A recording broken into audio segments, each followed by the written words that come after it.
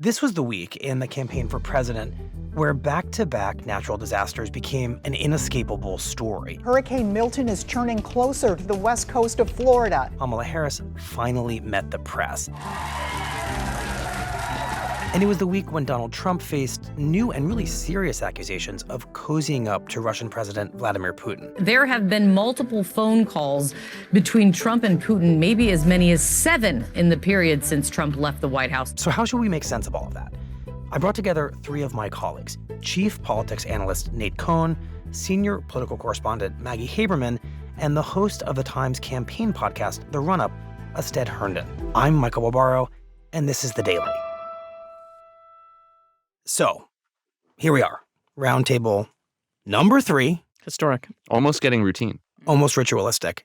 And with me, 3 of the greats. Thanks for having us. Yeah, Thank you, Michael. I just want to start by acknowledging when we're having this conversation at the outset, something I wish I had done last week because news changes between the time we tape these conversations and when they run. It is about 1 p.m. on Wednesday before Hurricane Milton has made landfall. This is a huge and dangerous storm that, as with Hurricane Helene, will no doubt become a human tragedy and inevitably, I suspect, enter this campaign. As of right now, it hasn't made landfall and that hasn't happened.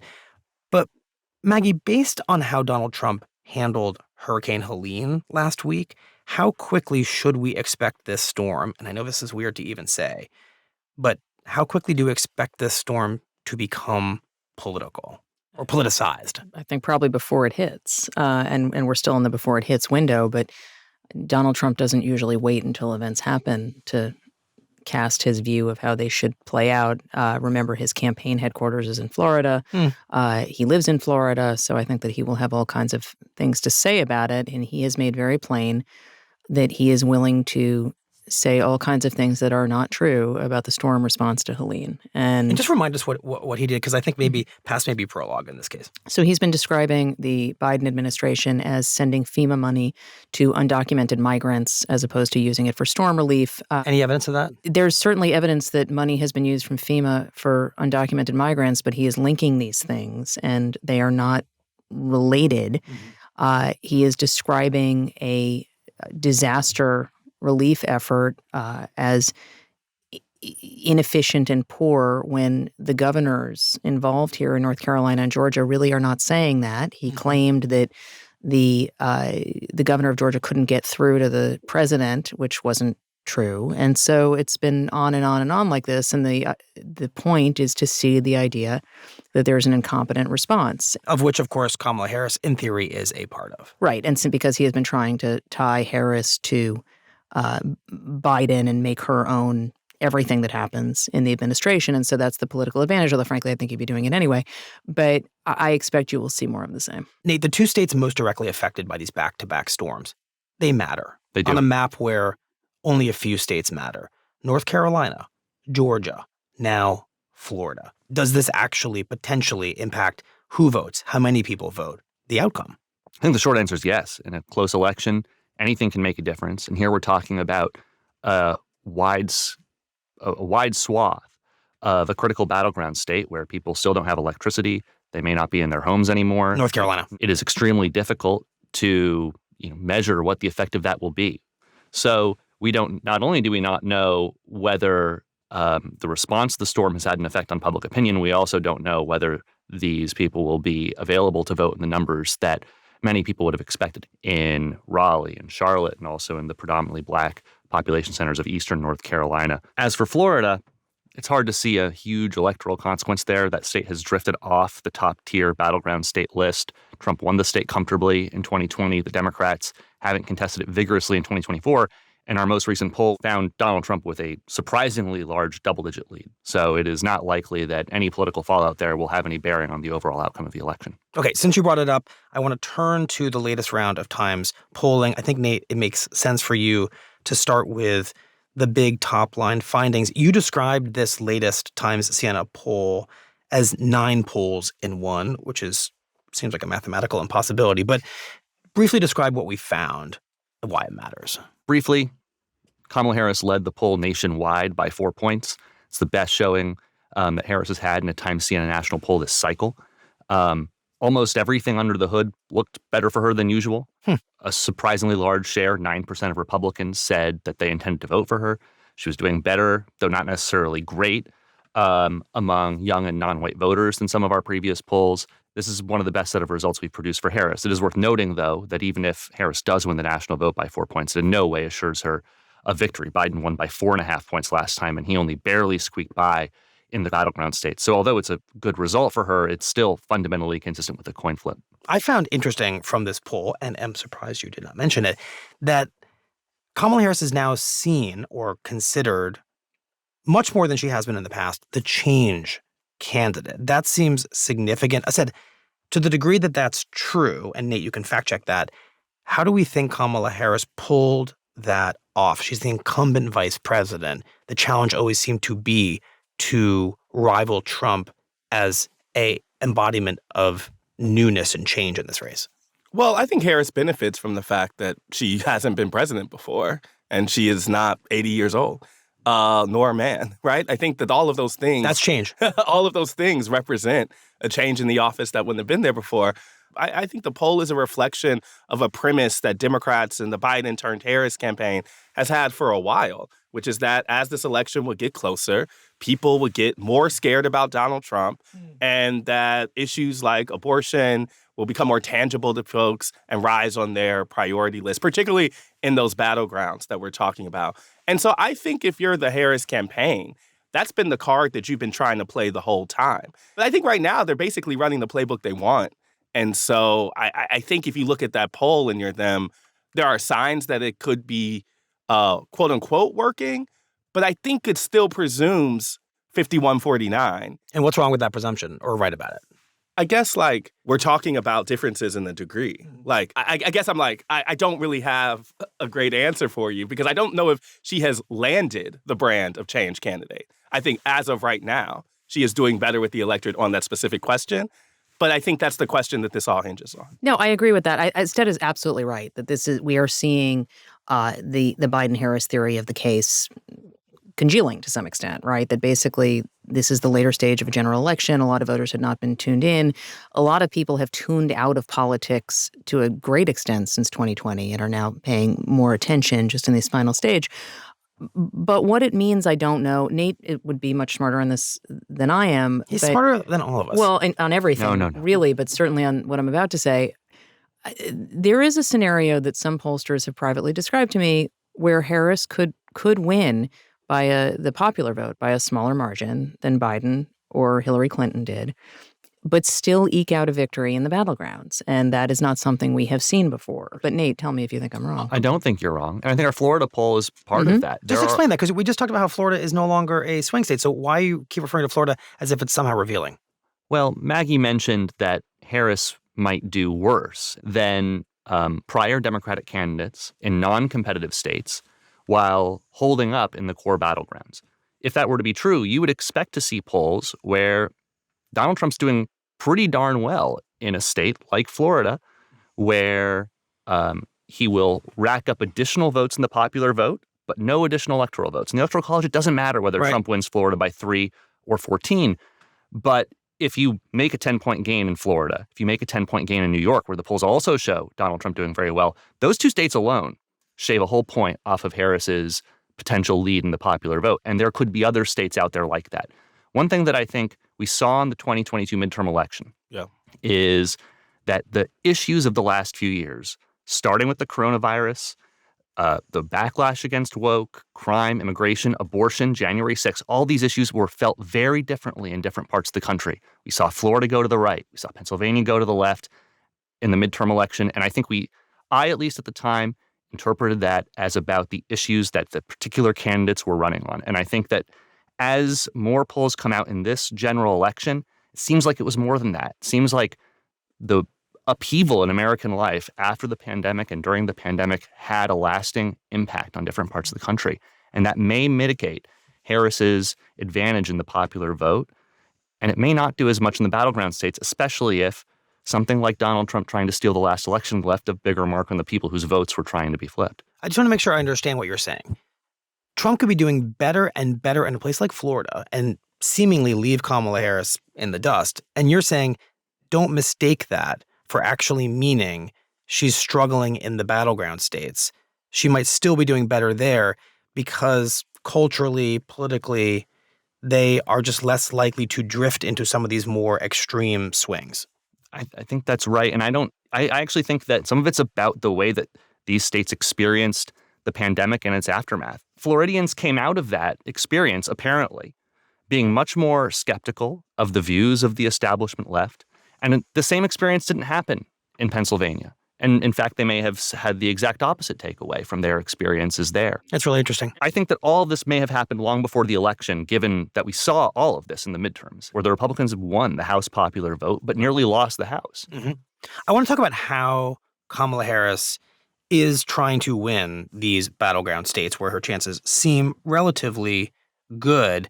She went on a uncharacteristic media blitz this past week. Welcome back to All the Smoke. We got a very special guest today, Miss Madam Vice President. Thank you. It feels immodest to me to talk about myself, which apparently I'm doing right now. Right, but you have to, right? Yeah, I mean, this isn't you're running for do. office. My fellow Americans, my guest tonight is the Democratic nominee for President of the United States. Astead, I want to talk about why she went on this media blitz. A lot has been made of the shows that she chose to go on. Obviously, The Daily was not one of them. Or the run-up. Or the run-up. Her loss. Invitations lost in the mail. But I think it's important to note that each of them had a very specific constituency, but then also to just kind of tackle the totality of what she's up to. Yeah, I mean, I think you're referring to her recent appearances on the Call Her Daddy podcast and also All the Smoke that she did. Not to mention The View and The Colbert Show. Colbert Show. Howard Stern. Howard Stern. I think it is clear that the Harris campaign sees this effort as their attempts to win low propensity voters. Low propensity meaning not likely to vote. Not likely to vote. And so I think that the media strategy reflects a core belief of what the campaign has been saying for a long time, which is they don't think traditional and mass media are the ways that they reach those people. And so I don't think it's surprising that in the final month, they're really ramping up some of those appearances. I guess I think, like, these things work on multiple fronts. Like, I think some of the journalists whining about it are just being whiny, like, are you talking because to me? about access and stuff. Hardly the first time. Like, you know, like, I think, like, we can call some of our people out. Like, it's been ridiculous. But I also think that we can't act like this is just a good faith effort on their part. Like, they also, it makes a lot of sense of why they're doing the shows, but this comes as they've done less and less traditional media. And so when we see a Harris candidate have electorate saying they don't know a lot about her or that they wish that her policy was more fleshed out, some of that I think is a response to not feeling like they've got some of those more traditional answers. And so I guess I understand why they're doing it, but I also don't think it solves a core problem. It is an attempt to reach a different type of audience, but turning those people into voters is only one thing they have to do. Right. And answering the core questions about her beliefs and ideology is another thing they have to do. And so I think that the non-traditional stops succeed on the former, but don't really help the latter. Nate, you and I have talked about this concept that for quite some time, Kamala Harris avoided what felt like a lot of opportunities to tell a story of her candidacy.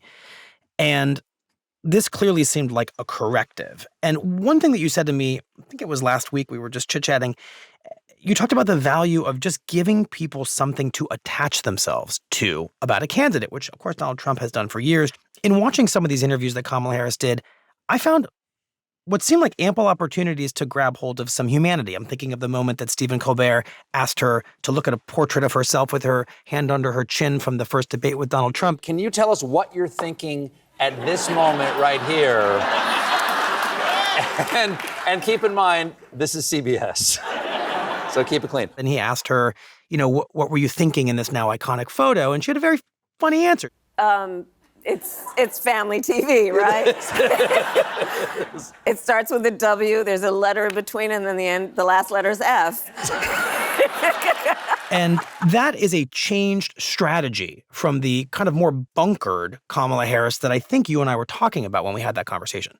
Yeah, there are a lot of different ways that a candidate can forge a real connection with a voter. Much in the same way as we can all have different bases for our friendships. Like we could like shared activities, or we can enjoy someone's intellect. Or be competitive they're a like nice Maggie person. and I, right. Yeah. A politician can forge a personal tie. They can do it on policy. And I think that it's worth giving Harris some credit for having a lot of the softer and more superficial aspects of appeal down, all the way to not having a major scandal against her.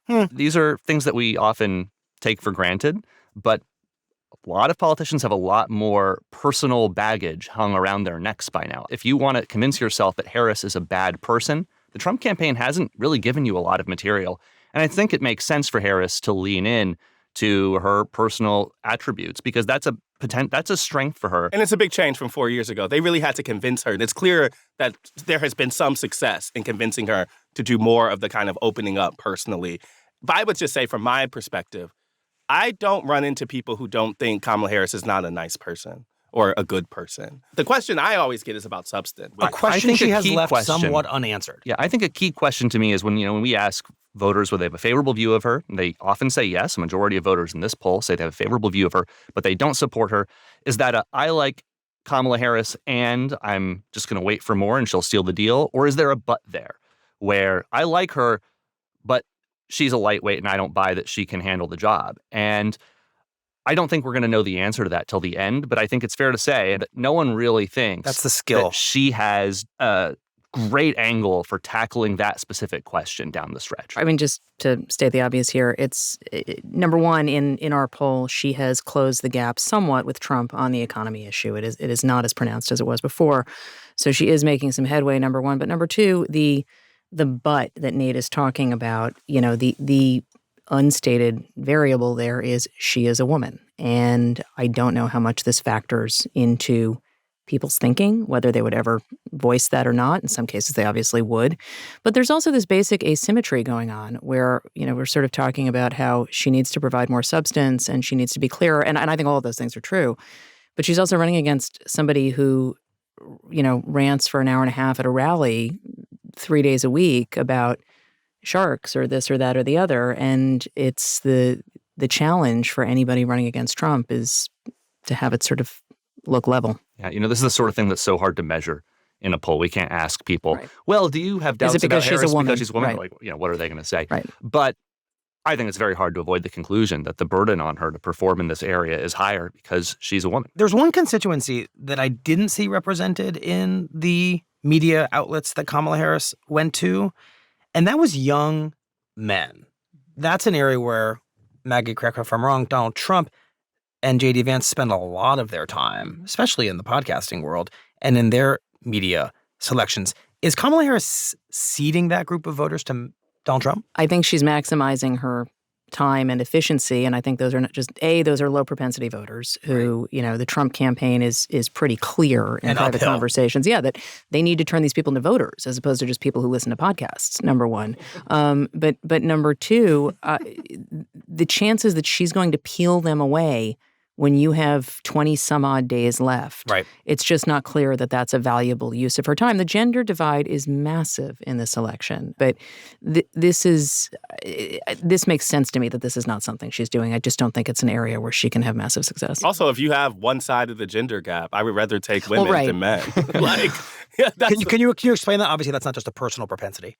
Yes, I'm saying women vote more often. Right. I think it's a harder task to turn that group into voters, other than the one that she is doing better with. And I think that side of it is just as important. For all the reasons everyone seems to be establishing here, Nate, is it wise for Trump to be so focused on young men, given what Maggie and Astead just said? I mean, you don't get to choose your opportunities in an election. I'm sure that he would love to have an opportunity to, do much better among white college graduates who are 65 and older, who are all but sure to vote in this election. But that's not who Donald Trump is. He alienated that vote a long time ago. They show up in special election. Democrats are winning all of them. For him to win this election, he does need to turn out a group of irregular voters. He's not going to get all of them to the polls. But if he can go from 30% to 40% of those people voting, that can be decisive in a lot of these states. And that's just the hand he has to play. Okay, so we tend to think of this race as having a pretty defined issue set, which is the economy, immigration, abortion. So I found myself... I'd add democracy, by the way, to the fourth. But good. I found myself, as a result of this, fascinated by an ad that the Republicans supporting Trump, and I believe Trump himself, have apparently put the most money behind, according to a Times analysis that came out within the past few days. It's an ad about trans people. And I want to talk about what the Trump campaign is up to in putting this out in the world. It's hard to believe, but it's true. Even the liberal media was shocked Kamala supports taxpayer-funded sex changes for prisoners and illegal aliens. Every transgender inmate would have access. Kamala's for they, them. President Trump is for you. I'm Donald J. Trump, and I approve this message.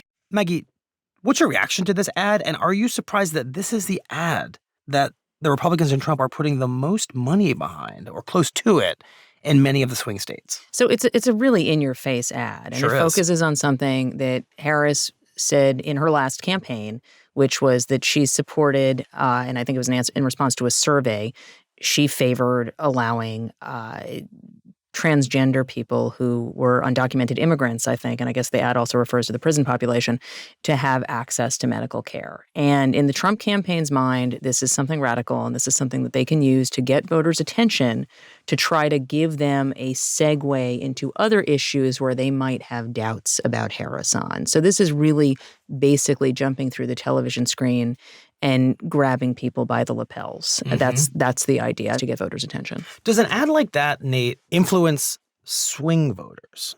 Or is it really meant, as Maggie said, to shore up Republicans who see this and may end up thinking, well, wow, that's something I didn't know. It's something I don't like. I got to go vote against that.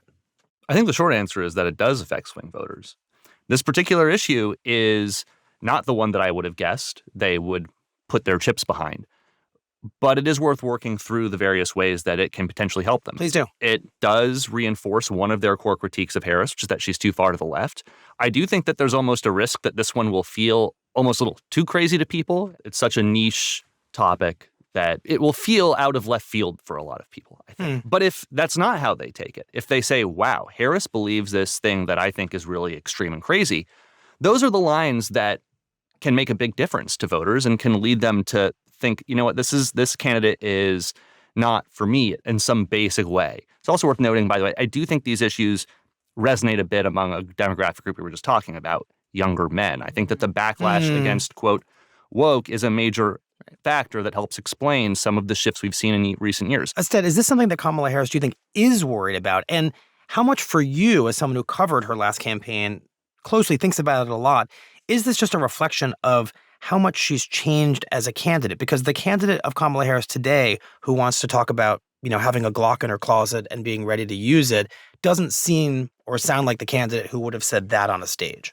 Well, yeah, when I hear that, I think about just how the 2019 primary was its own world. And that world, unto itself, right? It really was. That world was completely disconnected from most of the Democratic electorate, much less the general election. Like, I remember... You're talking about the moment where she's in the Democratic primary 4 years ago, trying to become the nominee. This thing that, and I think it said a lot of the things that Republicans are still holding over her, and she's had to walk back or kind of issue statements saying she no longer supports. The biggest one, I think, being single-payer health insurance and signing on the Bernie Sanders bill. But I remember that time, and I was like, what do these people think this election's going to be about? Like, there's no way this election's actually about the type of stuff they're fighting about right now. And so when I hear that, I think about just how there was a period in 2019, I think early 2020, where a progressive activist language had taken over the top levels of the Democratic Party. And I think they're still paying for that in some senses. But I think that all adds up to the kind of unserious caricature they're trying to paint of her. And it's obviously a hard problem to solve when you, for 6 months, say a lot of things that you wish you hadn't said. Right. But they don't have a way of pivoting past that. I want to switch to something that happened over the past few days to Trump. Maggie, we get this last-minute claim over the past few days, and it's feeling very significant. It's generating a lot of news cycles via the journalist Bob Woodward, that Trump has been having secret phone calls, and not just 1 or 2 or 3, but up to 7 with Russian President Vladimir Putin since he left office. This raises all kinds of issues, of course, given Russia's history of interfering in our elections, favoring Trump in that interference, but also just because Russia is an adversary, and the U.S. is supplying weapons to Ukraine that are, in some instances killing Russian soldiers in a war that Putin started. So the idea that Trump is frequently checking in with Putin is very, very notable. As far as you can tell, Maggie, is that happening? And is this going to become another case where the issue of Russia weeks before an election starts to matter again? So a couple of things. It is the definition of woe if true. And the if true is doing a lot of work. It could be true. We have not been able to confirm this. If it is true, it is objectively a big deal for all of the reasons you said.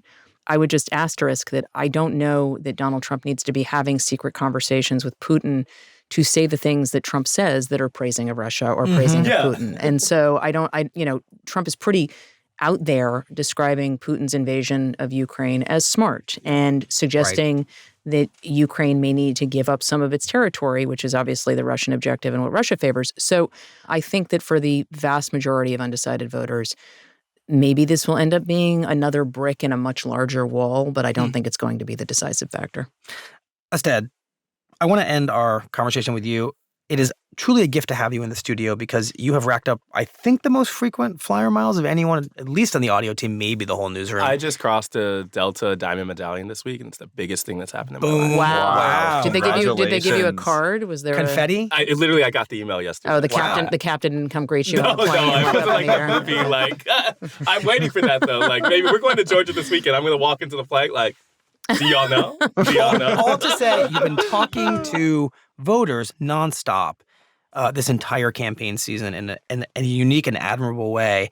And I want to know, over the past week or so in your travels, which have been extensive, what conversation you've had with a voter that stands out to you and why. And let's perhaps get the last word to that voter. I think about a guy named Jake. I talked to him in Minnesota last week. We went to Tim Walz's old congressional district to watch the VP debate between Governor Walz and J.D. Vance. This is, of course, in southern Minnesota where it's more rural. We were focusing on rural voters. And it's a district that's moved from, obviously, when Walz was represented by a Democrat to now being represented by a Republican, and kind of reflects some of the shifts happening outside of the Twin Cities of Minnesota.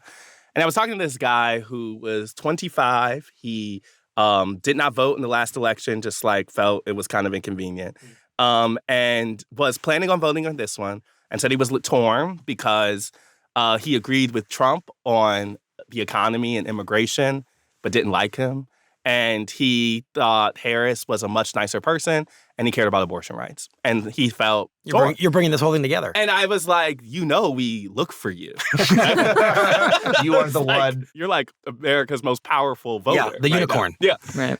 I was trying to ask him how he prioritizes what issue over another. Like, how you feel about these two. And he was really explicit in the way that I think a lot of undecideds have been with us, which is like, it's just what's going to matter most to me as I'm driving there.